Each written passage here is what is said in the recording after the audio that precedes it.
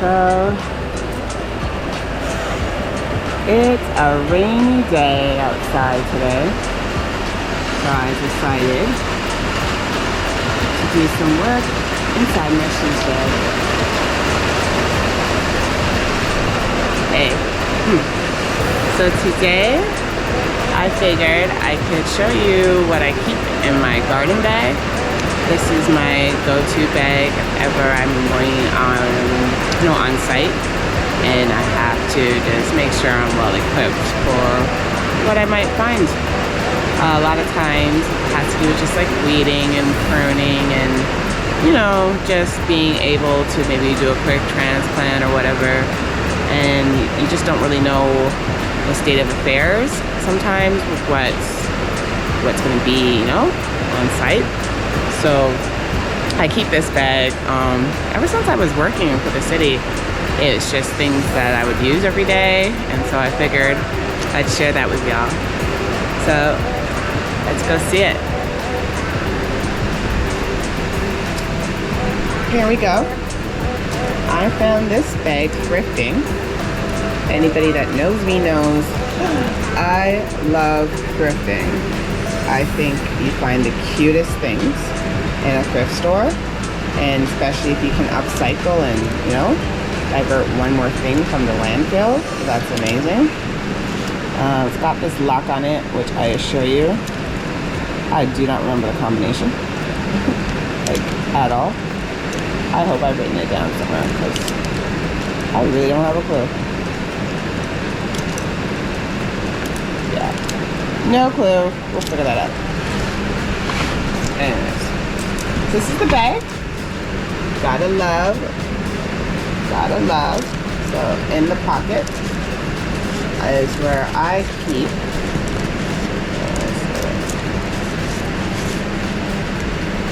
so this is my multi-functioning tool.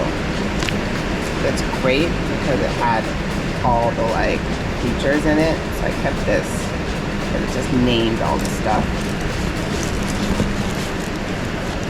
Oh, this was great. This was so helpful when I was trying to learn the difference between weeds and invasive species and things that are just really good for pollinators or for the soil, or just things that I'll actually see a lot of. So this is native plants for your garden. I actually got this when they came and did a workshop, like an outreach at my job site. I believe I was at Hyde Park. But yeah, I just love because they have great pictures, like the Black-Eyed Susans, and then on the back they have everything you need to know for Black-Eyed Susans. So I was like, can't leave home without it. It's got flower blush grass. Oh, the Christmas fern. I love this fern. It's very, very sensitive. Like, you can't really dig around it or disturb the soil too much because its roots are very, very, very fragile and the plant will die. But if you have them and you nurture them, they provide awesome ground cover. It makes you kind of feel like you're in Jurassic Park. I think they're a very, very old species because it's great. Foxglove, so cute. Again, native, but so cute. Yeah, I've seen a lot of these. Oh yeah, Bavarian, a lot of those. Oh, I love how it's blue. So this grass has like a nice blue tinge to it. It was nice to see. New England asters, Burley grass. The list goes on. Oh, Solomon seal. This is actually great ground cover. I've seen this a lot. People were using them a lot in their landscaping, so it was good to know that that's not a weed. Don't pull it. Yeah. Oh, yeah. Bergamot. That's actually a herbal medicine. Combine, geranium. Geranium is so, again, fragile, but oh my god, it's so beautiful. So try when you're weeding not to pull that up. Wild ginger, wild strawberry. Okay, so now they've got the garden invaders, invasive species. So these are things that you definitely want to pull. So things like, this says garlic, mustard, and dog strangling vine. Oh, dog strangling vine was the vein of my existence. When I tell you I was at war with these things, you have to get these by the roots. Like, just ripping them off the top only stimulates the roots to shoot up more. So, yeah. Ground cover's gone wild. Goutweed, as pretty as it is, it will take over. So, goutweed, you definitely want to pull. And periwinkle. I can't tell you how many times I've gone on site, you know, especially when I was in the private sector of people's homes, and they had planted periwinkle, and they loved how it would just grow up all over their house, and before they know it, it's like killed their hydrangeas, or it's taken over. What they do. Lily of the Valley, again, love it. I've seen it everywhere. You might get it confused with Solomon seal, but again, Lily of the Valley is invasive. It sees itself very quickly, and it will just keep going, whereas Solomon seal isn't as invasive. So if you have a choice of planting Solomon seal or Lily of the Valley, don't do Lily of the Valley. That is like, I'd be like at their site maybe twice a week, having to weed, pull the Lily of the Valleys, because it really does just want to take over. And if you don't have the time or the money to hire someone like me to stay on top of it, it will take over, especially with periwinkle. Periwinkle, don't do it to yourself. I've seen it. It'll take over. It looks great when it grows all over your house, especially if you have like one of those cottages. It's like made of stone and looks all cute and rustic. But if you want anything else to ever have a chance to grow, don't plant periwinkle. Very invasive. All right, so that was what I learned from the book. Hi, we're back. Sorry I had to stop for a minute. I'm going back to show you the rest of the stuff in the bag. So what I have here is my work bag of just things I always carried around anytime I went on site. So again, things I would need most are things like weeding tools or cultivation tools or planting tools or mulching tools or just PPE, things that if I went on site and I had to address, you know, something quickly, maybe wasn't quite planned for, I had it in my bag. A lot of things that you do need to plan for is like, okay, do I need to bring my weed whacker? Do I need to bring my leaf blower? Do I need to bring a lawnmower? Things like that you would keep in the truck and bring with you, like shovels and forks and, you know, pitchforks, whatever. Those are things you definitely want to keep in your truck. But sometimes, you know, as a gardener, you're just going out to check on someone's site for the first time, second time, follow up, maybe you planted stuff, so you kind of know what's there, but you just want to make sure you tend to it. So I would do rounds maybe like once or twice a week, various homes and sites, and these are things I'd keep in my bag, especially when I was working for the city. You know, we were just constantly out there making sure things were watered, and if you're watering something, you see something needs to be weeded, it's great to just be able to go in your bag and grab what you need. So here's my bag. All right, so I love this pocket. This pocket made everything like easy access, especially paperwork that I would need. What else do we got? Oh, this is so good. So this is like my cheat sheets. So sometimes I'd be out and I really couldn't tell the difference between a plant and a weed. And I'd have to have, hey Neo, did you help yourself up? Did you help yourself in? Neo's my lovely. Neo would honestly spend every waking moment beside me if he could. He really would. He's just a barrel of laughs.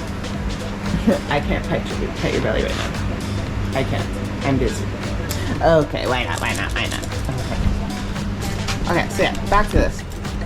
This is a cheat sheet.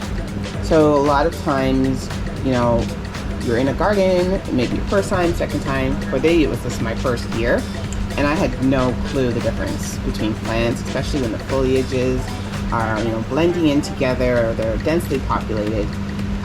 You just wouldn't know. So they gave me this. So you can see it's on a ring, which is great. It's well loved, so unfortunately this one ripped off. But you can see that mustard seed, how it spreads, all, you know, information. On the other side, we've got the buckthorn. Again, weed you want to take out. Got the honeysuckle. Again, I'll take that out. Sweet white clover. Yep. We got Japanese knotweed. We got hedge parsley. We got white mulberry. Oriental bittersweet. Oh, so you can see why they don't like the Oriental bittersweet. Can you see how that's strangling that tree? So what it does, it'll grow along the side of the tree, grow up the tree, and pull all the leaves and things down, and then eventually it'll die. Dog strangling vine. Hate this weed. I can't stress it enough. Manitoba maple. Can't be invasive. If you see it, you want to pull it. And again, buckthorn and greater soybean. But either way, if you are new to this life of weeding, this is probably going to be the most beneficial thing you could do for yourself, is to, just go online, get the pictures, laminate them, put them on a ring, and just keep them with you. That way you'll always know, easy access. Knowledge at your fingertips. And this is a map. So I love this. I love that I was able to see the different heights of things. This is a map of Hyde Park. So like, here's Ellis Road, that's the main road. I would normally come in right up about here. This is where the train stations were. So I'd come in, I'd walk through and go to my sites.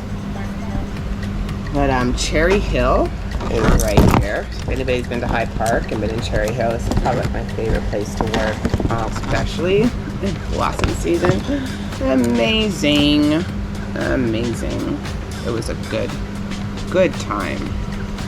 Let's see. Over here, after Cherry Hill, is where we would do like mass plantings, which kind of drove me crazy because, oh my god, they'd want like all the tulips. So we'd start probably with Celestio and then move on to the tulip bulbs, and it was a lot. I think we did the maple leaf and stuff like that, and yeah, it was a lot. Memories. In the back they have the table of contents. So I keep these things because they're mementos, memories. Yeah. So that's what would be, in there. Things I just need easy access to. Things I need easy access to. The map. Make sure I have a site plan and know where everything is. Quick and easy to get to. Ring with leads and pictures, so I can clearly identify what needs to be pulled. Some more information, always helpful. This one's more professionally done. Again, you could just get a picture, put them on a ring. Bob's your uncle. This is a tool I bought, the 14 multi-function tool. I think it's great. Everybody should probably have one. I endorse it. And then again, mementos, so I had my stuff. Alright. So on this pocket, let's see. Oh wow. I got gloves. The claw. I did an opening of these and I think they're great. So I just keep them around. You can never have enough gloves. Like, honestly, buy all the gloves. Gloves wear out fast. You definitely don't want to be borrowing gloves. That's how you end up with, all types of problems. So make sure your gloves are clean. You don't want to be tearing. You don't want to make sure you don't contaminate other plants with dirty gloves. So make sure you always have an extra pair of gloves. Over here, you can see more gloves. So sometimes when you're working and you don't actually want to get things wet, your hand's wet, you put the latex glove on. Then if it's, you know, something that you need some tactile, but you don't need like the big thick rubber gloves, you can get these little white ones. I don't have a lot of these left. I should have grabbed more. But these little Samurai War Mist are the best. It gives you all the mobility and the tactile. You can actually feel things, but without the rubber. So they're great. Great. So a lot of times I will just do rubber plastic, and then after the rubber plastic, I'll put on the white ones.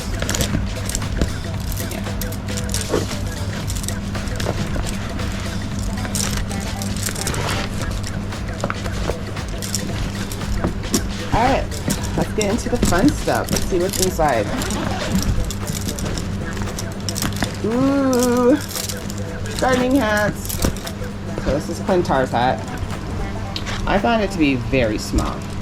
It didn't really provide a lot of shade from the sun, so I kept it as a memento, but it's definitely not my go-to hat. Thrift shopping saved the day yet again. This is my go-to hat. I love how wide this brim is. Like, you couldn't ask for more brim. I like that it's, you know, not a clippy one, so you didn't have to worry about getting your hair stuck in it. It was just nice and elasticy. For some reason this one has staples in it. I'm not sure what I did or why I did that. But yeah, great hat. I endorse thrift shopping. What else do we got? Okay, so knee pads. Knee pads again. Always a good look. I actually prefer these knee pads because they're reinforced. Right? That's like nice and hard. So I could be like on a stone, on concrete, on wood, whatever, rocks. I could not feel a thing with these on. So, my favorite knee pads. The brand is Impacto. So hard to see, like the brand is quite faded. So that's an Impacto. So that's the brand. Get to know it. Get these knee pads. You can thank me later. Alright. Oh, yay. It's my tool belt. So this tool belt is awesome. I'm trying to remember where I got the belt from. I probably just went online. I honestly, I don't remember.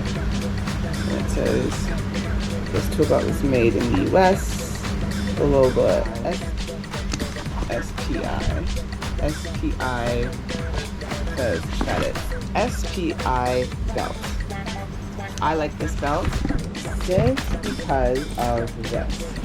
I used to have a fanny pack, and the fanny pack was like a certain size steadily. That was annoying. So now, instead of a certain size steadily, I got this because it stretches. So here, you can see it stretches. Like, it stretches pretty cool. It's a pretty good stretch. So you can just like take it and pull it and pull.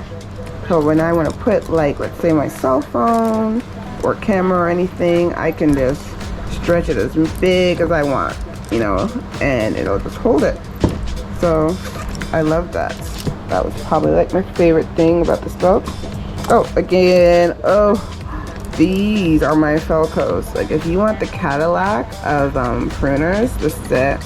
Why this is the Cadillac is because this thing rotates.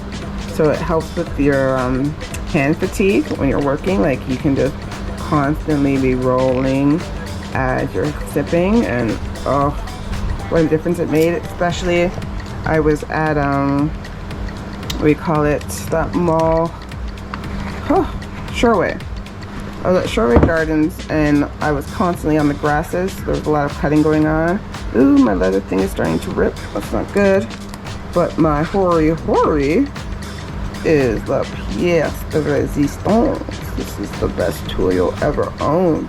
If you own nothing else, you better make sure you own a hoary. What I love is you've got this blade, a nice slicer.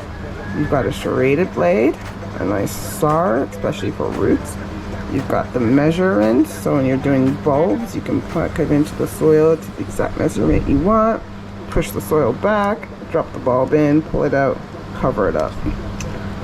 Oh, God, I love this. Even when you're weeding, this part right here, you can just be like flicking out weeds, you know, especially if they're small and young and you just need to, you know, get them out early. That, yeah, I don't think I'd ever leave home without my Hori Hori or my Falcos. Like these two, must have. Now here's the multi-tool I was telling you about.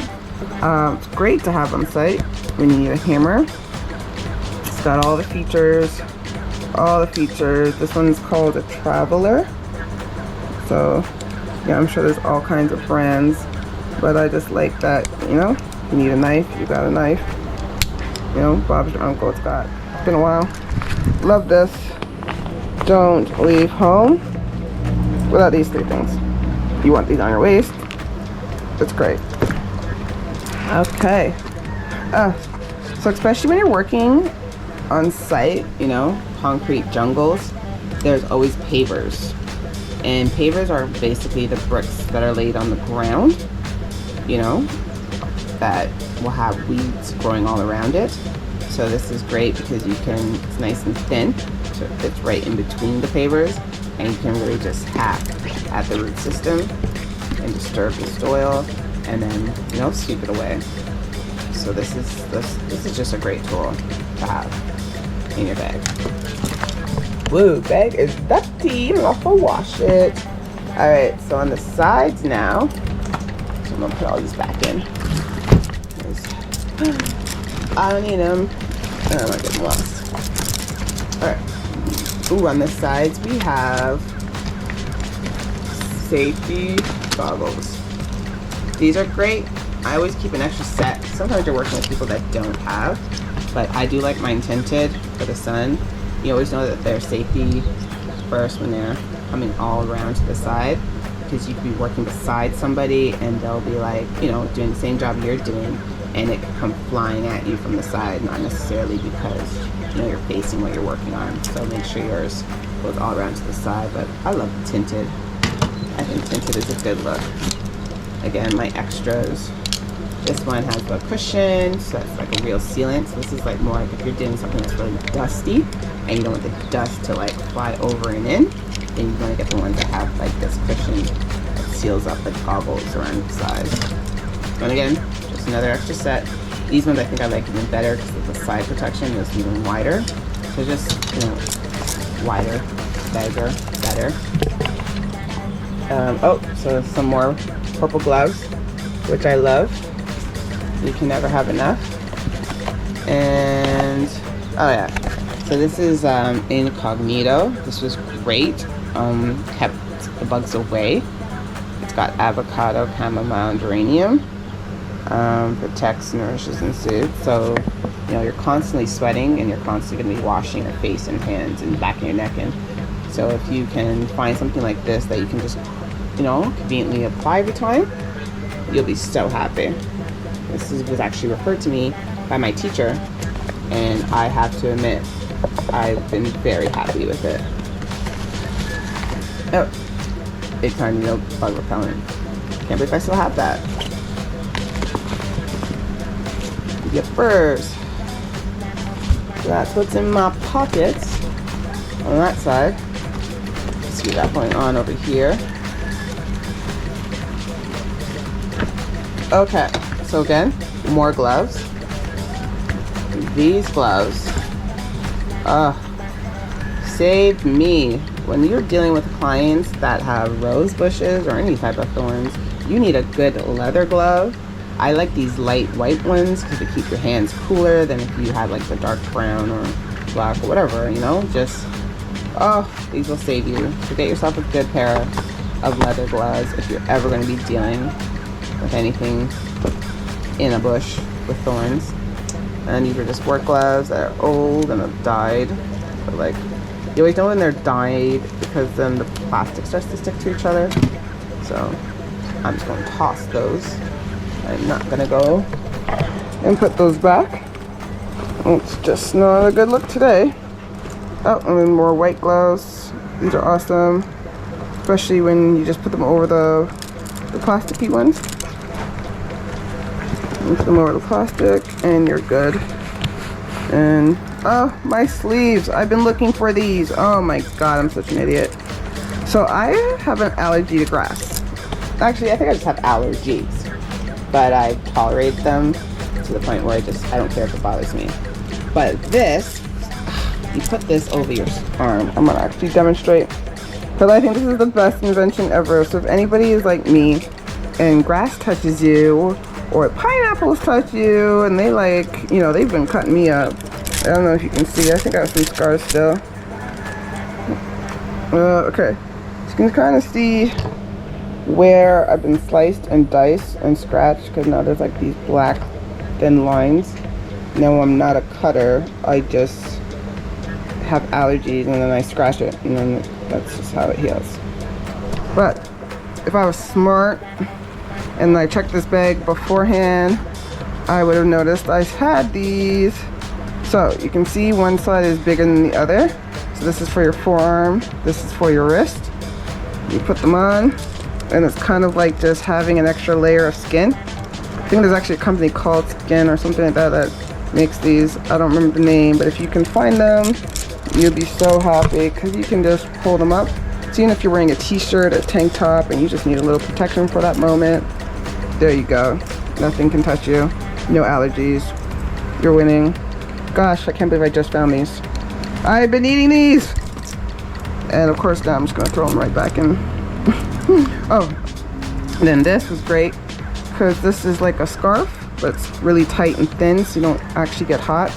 But it's like, instead of wearing a mask, you can just put this over your neck and you pull it up over your nose, and yeah, and just keep everything off your face. So these, oh, love these. Can't believe I'm just finding them.